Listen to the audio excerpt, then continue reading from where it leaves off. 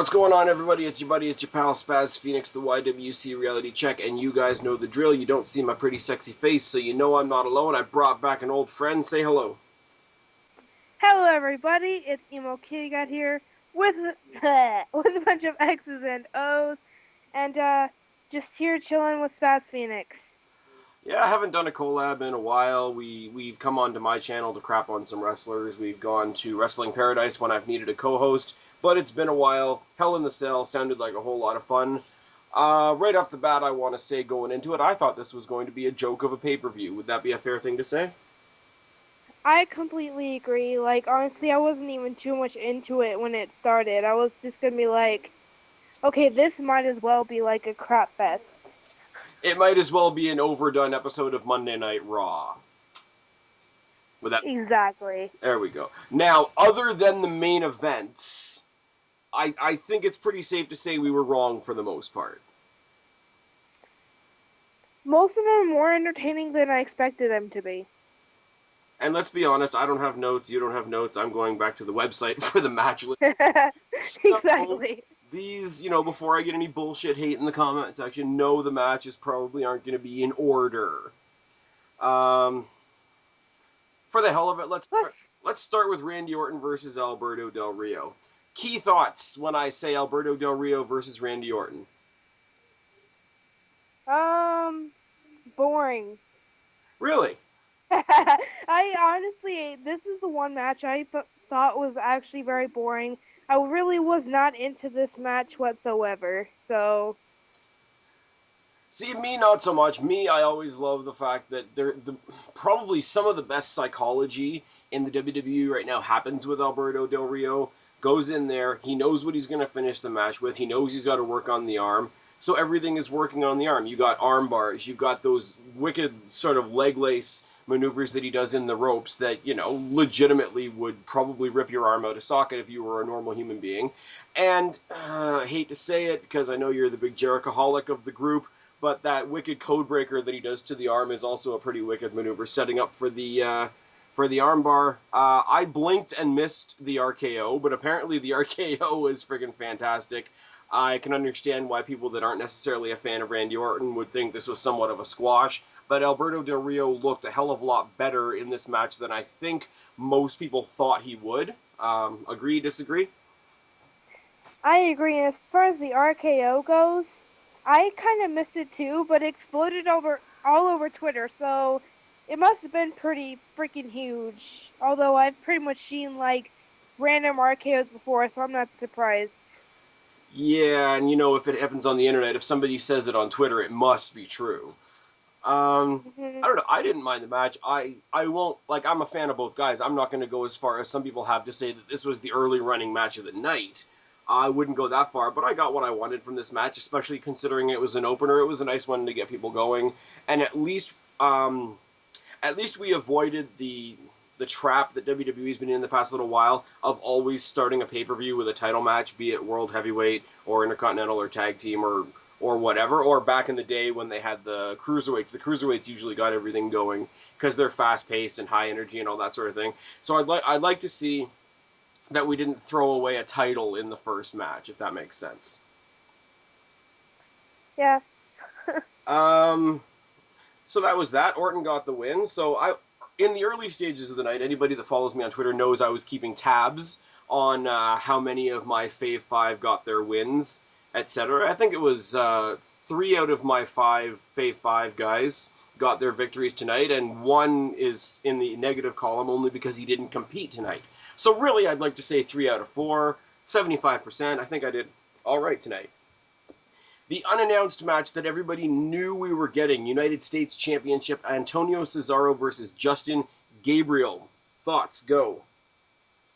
I was actually into this match. I thought, it had the qualities of a good match. Both competitors did freaking amazing this whole entire time. Although Antonio, he retained, correct? Yes, he did. And I think, if Gabriel were to truly win, I felt that he would deserve the win after this one hell of a match. I'm with you. I commend both guys on putting on a tremendous match. Let me say that in the forefront, and that's not the only time I'm going to say this tonight. Not particularly a fan of Antonio Cesaro, really because the WWE hasn't given anything for me to grab with the whole I'm going to insult you in 5 languages bit and whatever, and I've gone on record on this channel before saying that, Justin Gabriel tweaks that part of my wrestling fan brain that Jeff Hardy used to when he was in WWE. So I am very, very biased towards Justin Gabriel, who had an amazing outing tonight. But, I mean, it takes 2 to tango. Antonio Cesaro had a fantastic match. It's just his character that doesn't grab me. So kudos to both guys. I would have liked to see Gabriel take the win. I'm not entirely upset that he won't, because I'm thinking this is going to extend the feud. And if they're going to give us more matches like they gave us tonight, I'm all for it. And if how do I want to say this? If Gabriel gets a chance to struggle 1 or 2 more times before he finally gets the belt, I think it'll mean more when he gets it. Love to see him maybe do it on a bigger stage, maybe Survivor Series, maybe Royal Rumble, just saying. I think a Royal Rumble match would be freaking awesome. Just saying. So you think they could stretch out this rivalry for another 3 months? I think they could. If WWE is smart enough, they could. Absolutely. Well, when you consider that, I don't know how much of the dirt sheets you read, but basically the idea is the tag team of Tyson Kidd and Justin Gabriel has kind of been scrapped. Tyson Kidd's going to kind of wait in the wings until Evan Bourne comes back, and they're going to try them as a tag team so they can give Gabriel a proper singles push. And if they use the United States Championship to do it, it will be a piece of gold to help him in his singles run. And I think Justin Gabriel, somebody exciting like Justin Gabriel, could make the U.S. title more exciting. You know what I mean? I think no offense to Cesaro, because I like Cesaro, it's just that there needs to be more interest in the title. Yeah, they need to give him more than this I'm going to insult you in 5 languages bit, because, I mean, occasionally you have, Alberto Del Rio speaking partially in Spanish. You had the great Khali, who always spoke in Indian, and then his manager had to translate for him. You've got, Sin Cara delivering promos in the back, and Rey Mysterio's kind of talking for him. So the whole multiple language thing that they're trying to use to set him apart really doesn't set him apart, because a lot of other people do it. You know what I mean? And for a new guy, it's not really a pushing factor. Mhm. Okay, moving on. Intercontinental Championship, Kofi Kingston versus The Miz. Now, I know you and I were both brokenhearted when The Miz lost his Intercontinental Championship. Not only lost it, but lost it on the new show, Wednesday main event or whatever. Now, granted, the match that Kofi Kingston and The Miz had, and I said this over on the Wrestling Paradise channel, the match that they had, Kofi Kingston impressed the hell out of me. In that match. So by the end of the match, I had no problem with him taking home the Intercontinental Championship.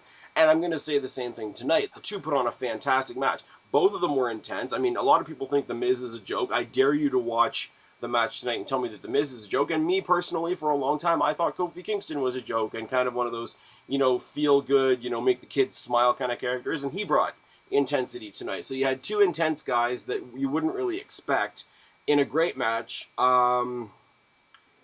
Close near falls, a lot of anticipation, a lot of, edge of your seat type stuff.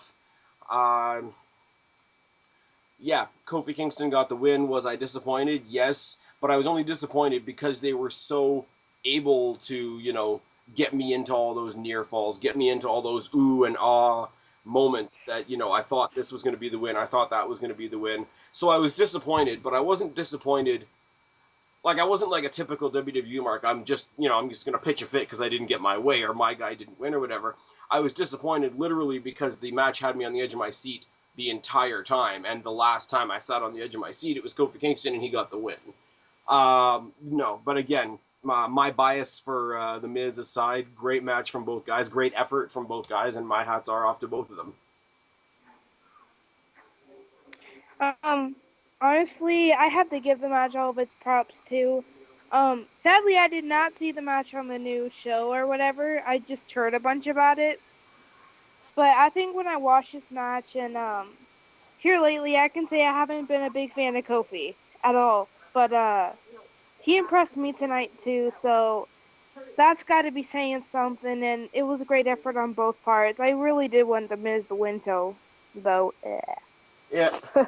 I mean, if the guys we want to win aren't winning and we still love the matches, that's a lot to say right there. Because, I mean, you and I are some of the more opinionated people in the YWC, so if you don't give us what we want and we're still happy, it must have been a pretty good match. I think the best move WWE's made in a long time is pulling Kofi Kingston away from R-Truth. Because I think that helps the crowd take Kofi Kingston more serious. That exactly wasn't the best tag team, and it wasn't helping either R-Truth or Kofi. Well, the thing is on his own, R-Truth is a great comedy character, and if he wants to go off and be crazy and have Little Jimmy and be a comedy character, he can do that, and he can do it quite well. But Kofi Kingston isn't the same kind of character. Is my only point. So, here's hoping he goes on with the Intercontinental Championship and does good, proper things with it and whatnot, and hopefully this means The Miz is moving back up, but, Another bonus match we had was Rey Mysterio and Sin Cara defeating the Primetime Players. Now, here is my problem. Here's my problem. A long time ago, I established what I called the Super Family, which was Kelly, John Cena, Rey Mysterio. Later on, it included Sheamus, but it was basically all the WWE favorites that the WWE takes care of and protects and basically puts a big shield around. Now, in the past year, or not the past year, but in the past, however long it's been since Rey Mysterio's come back from being on drugs and all kinds of other shit that he was doing, I took that judgment off Rey Mysterio because he was doing good things. He was helping other guys get along, and he was helping Sin Cara by being his mentor type character, and he was working with these tag teams and making everybody look good. And then we had a match like tonight. We had Sin Cara doing 90% of the work against the Primetime Players, which are not only a great team, but a great, funny, entertaining tag team in this sort of, they isolated Sin Cara. Sin Cara played the great, face in peril, as they say, being the little guy trapped by two big guys and whatever. And the three of them, these three young talents, Titus O'Neil, Darren Young, and Sin Cara, put on a great match. We tag in Rey Mysterio, we have 5 seconds of Rey Mysterio bullshit, and the match is over. Here's my problem. Up until the ending, it was shaping up to be a really, really good match. I'm glad that all 4 of these guys made it onto pay-per-view, even though none of them won the tournament. Basically, with the champions being number 1 and the number 1 contenders being number 2, these 2 teams were basically fighting over the number 3 spot. So it was funny that this match happened after the championship match. Like I say, up until the bullshit ending, I thought it was a hell of a match. What did you think? I thought it was a pretty good match. It did have its low points that I didn't have any interest, but for the most part, the match was pretty interesting to watch. Thoughts on the Primetime Players? I was kind of sad that they lost, but going against Sin Cara and Rey Mysterio, kind of expected them to lose. Still kind of sad though. All but right. What do you think about? But three words, millions of dollars. Millions and billions and trillions of fucking dollars. But what I want to say, what do you think of Sin Cara since he's been teaming with Rey Mysterio?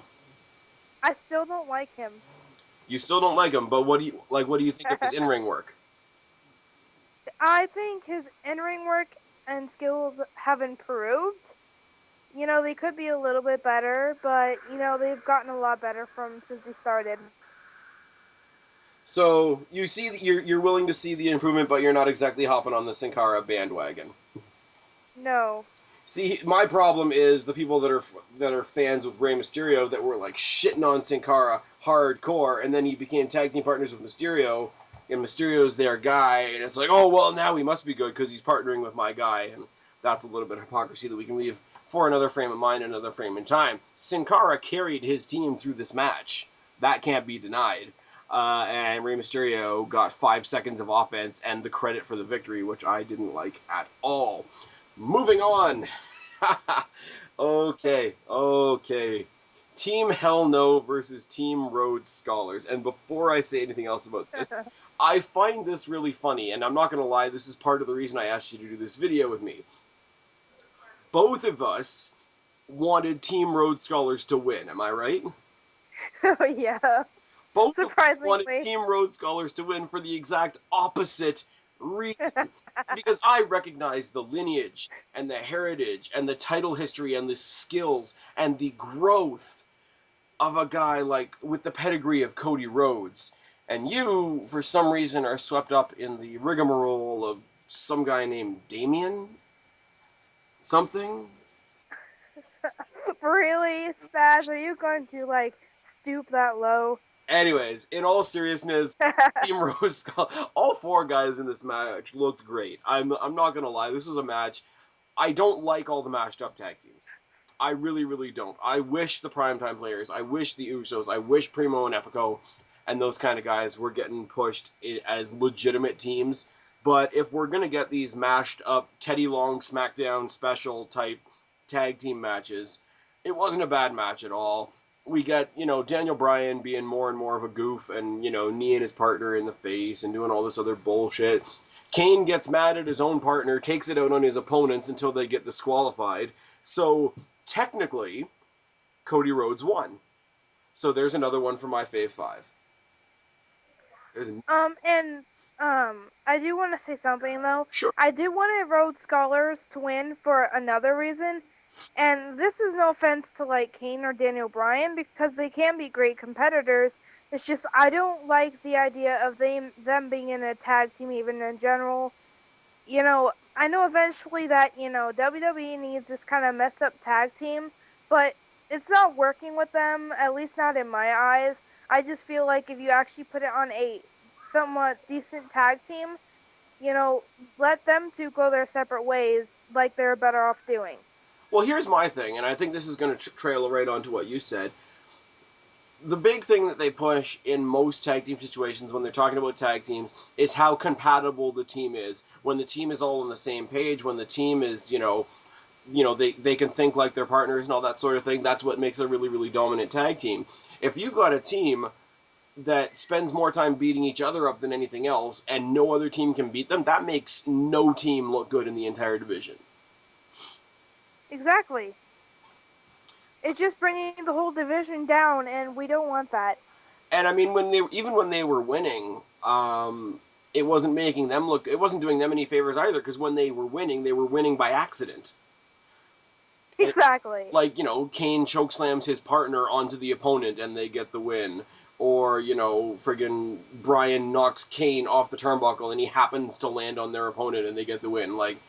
Not only does it make them look dumb and lucky and like a fluke set of champions, it makes whoever they're fighting look goofy too, because it's like, okay, you can't even beat a team that's not getting along. There's nothing good about it. Rhodes and Sandow, even though Sandow's a goof, are forming a great team. Rey Mysterio and Sin Cara are forming a great team. And before we move on to the next match or anything, and you know how much I don't like Cody. And it's like freaking every bone in my body to say this, but yeah, I thought he actually did pretty good tonight. And that's all I'm saying about it. And I'll say the same thing about Sandow. He did a great job of riding Cody's coattails through the match. I'm saying just about Cody and you be a loser. Thanks. We can say this much, though. Just about any team in the WWE or WCW, if it was still around, or TNA, or ROH, or anywhere else, has got to be better than Team Cobra. Oh my god. That segment that they had today was ridiculous. Oh, with Ryder dressed like a witch and Santino dressed like Lady Gaga and Ron Simmons come out and does damn, and it's just like, why? The only interesting part was Ron Simmons. That's about it. Well, this was Ron Simmons funny as hell. But anyways. Okay, Divas Championship match. Very, very surprising match in my opinion. Eve versus Layla versus Caitlyn. Divas Championship triple threat match. I'm going to let you go first. Okay, and I can say this for the first time in like many months, even maybe a year. This is the first Divas match that I've actually been interested in. Honestly, it's been the longest time since I had any kind of match like this with Divas, and to see this, and all the Divas did a tremendous job. I was really into this match. I can give it all the props it deserves, so it was all in all a great match. Basically, we had a women's wrestling match that actually had wrestling in it, which is nice. Exactly, and You've got Caitlyn, who's like the young sort of green superstar, just come up from NXT, spends most of her time on NXT and Superstars, whatever.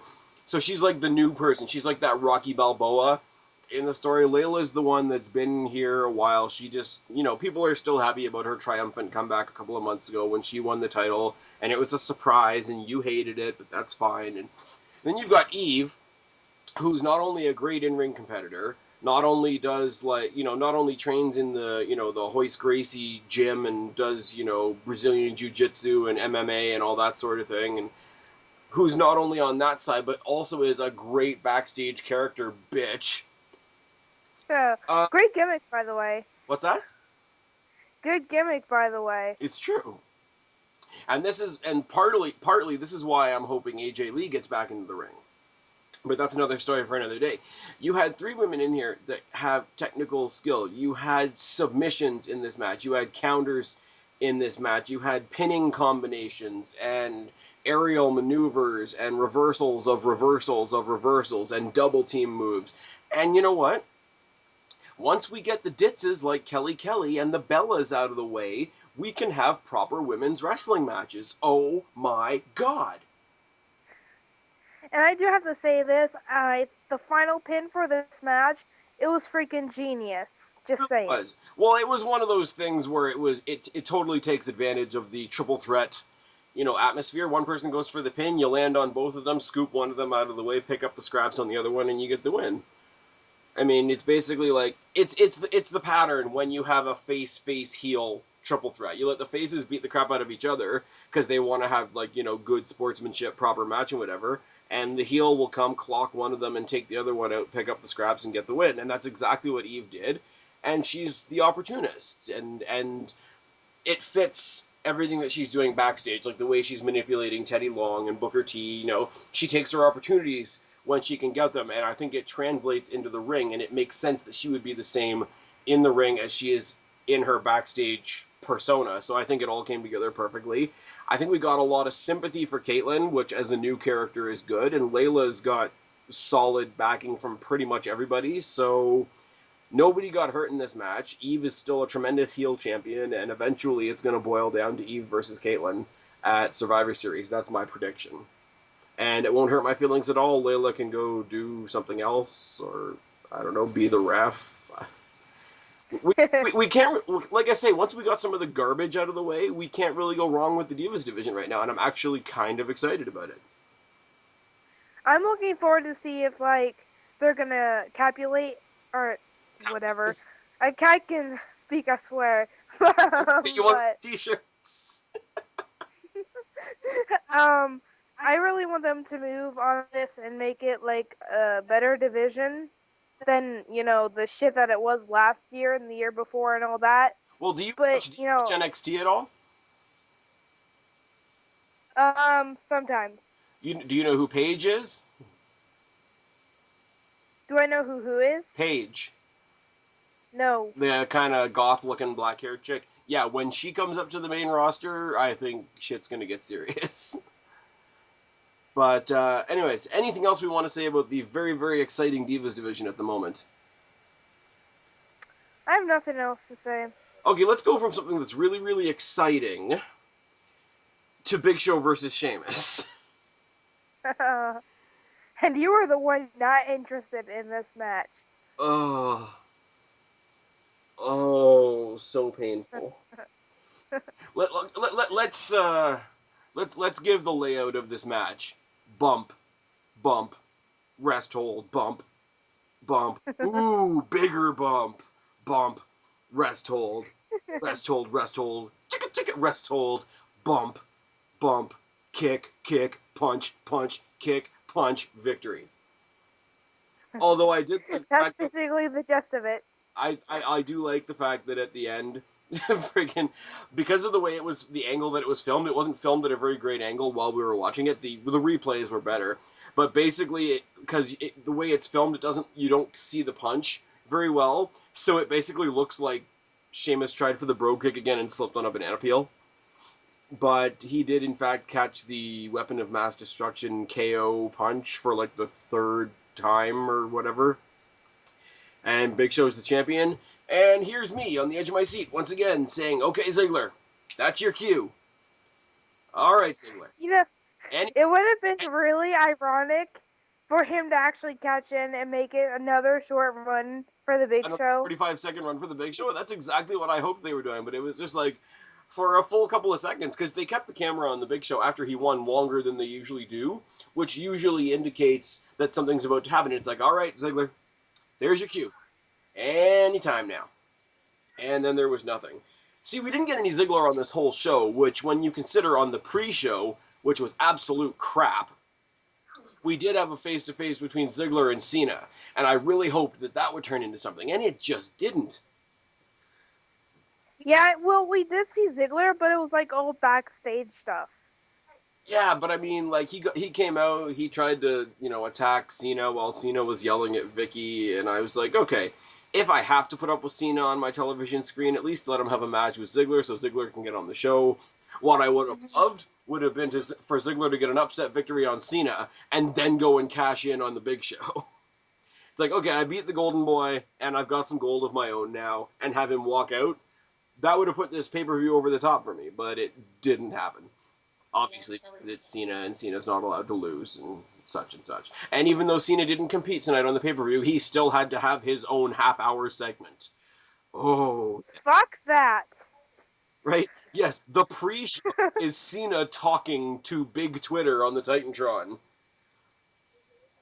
God damn it, biggest waste of time ever. I want to say this again.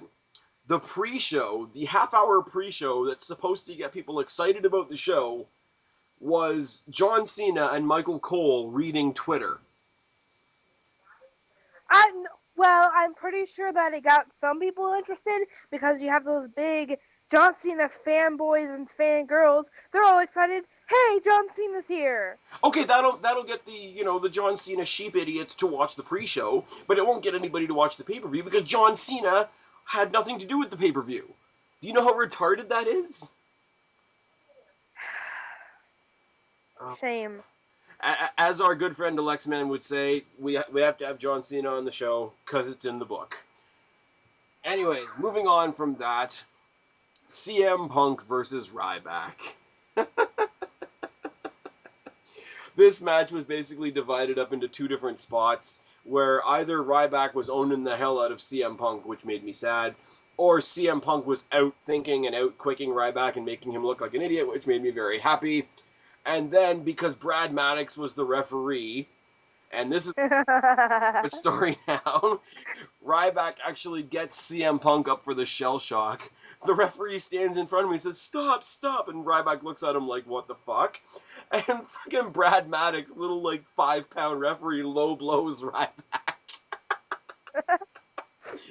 Yeah, I saw it. I was like, oh. Because at first I didn't recognize the referee. I'm like, holy crap, this is him. I'm like, WWE's Ryback's screwed. WWE's version of Garrett Bischoff. But yeah, so that was that. Punk walks away with the victory. Ryback is no longer undefeated. Sorry to all the... Ryback is a sore loser. Ryback... Okay, to be fair, let's give Brad Maddox a bit of credit here. He took a nice little bump when Ryback threw him one-handed out of the ring into the wall of the cell. That was a nasty, nasty bump. If you saw, he came down on his head and his shoulder.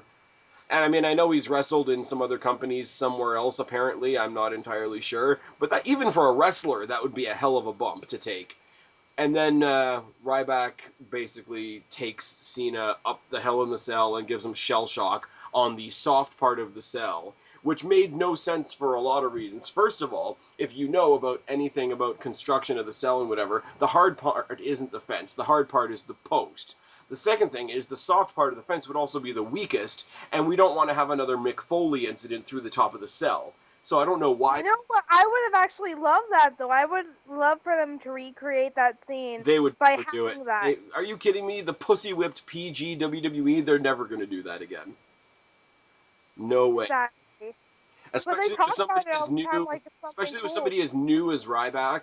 I don't think they're going to do that. But even just the way it was filmed and just to see the two of them up on top of the cell, I will give WWE 100% credit for. It was very, very effectively done. But it's hard to buy the effectiveness of a move. Although, yes, oh my god, look, they're 20 feet in the air. It's very impressive looking. But when you know that the person is hitting a very, very soft part of the cage and basically it means they're being caught in a net, it took away a little bit, but it was still a fantastic looking ending to the match.